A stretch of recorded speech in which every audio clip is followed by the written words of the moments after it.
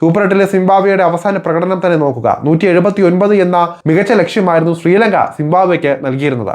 വമ്പന്മാരെ വരെ വരിങ്ങി മുറുക്കിയ ലങ്കയുടെ മികച്ച ബോളിംഗ് നിരക്കെതിരെ സിംബാബ്വേക്ക് ഇത് വെല്ലുവിളിയാകുമെന്നും ഉറച്ചതാണ്. എന്നാൽ കൃത്യമായ കണക്കുകൂട്ടലോടെയായിരുന്നു സിംബാബ്വേയുടെ ഓരോ ബാറ്റർമാരും കളിച്ചത്. ഇന്നിംഗ്സിന്റെ ഒരു ഘട്ടത്തിൽ പോലും അവർക്ക് സമ്മർദ്ദം നേരിടേണ്ടി വന്നില്ല.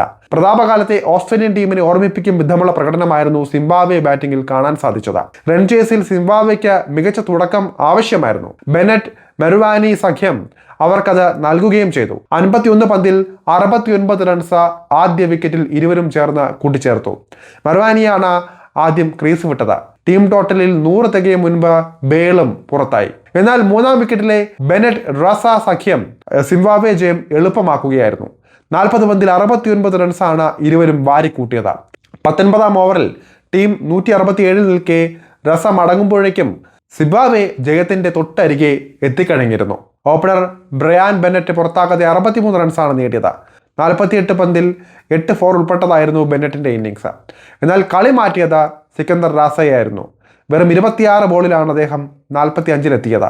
4 6-ഉം 2 4-ഉം ഇതിൽ ഉൾപ്പെടുന്നുണ്ട്. ടഡിവനാഷെ മെറുവാനി അതുപോലെ തന്നെ റയാൻ ബേൾ എന്നിവരും നിർണായക പങ്കാണ് വഹിച്ചത്. 3 ബോൾ ബാക്കി നിൽക്കെയാണ് സിംബാബ്വെ വിജയവും ആഘോഷിച്ചത്. ഇതെന്തായാലും സൂപ്പർ 8-ൽ എത്തുന്ന സിംബാബ്വെയുടെ മുന്നറിയിപ്പ് കൂടിയാണ്. ഇന്ത്യ അടക്കമുള്ള ടീമുകൾ സിംബാബ്വെയെ കരുതി തന്നെ വേണം ഇറങ്ങാൻ.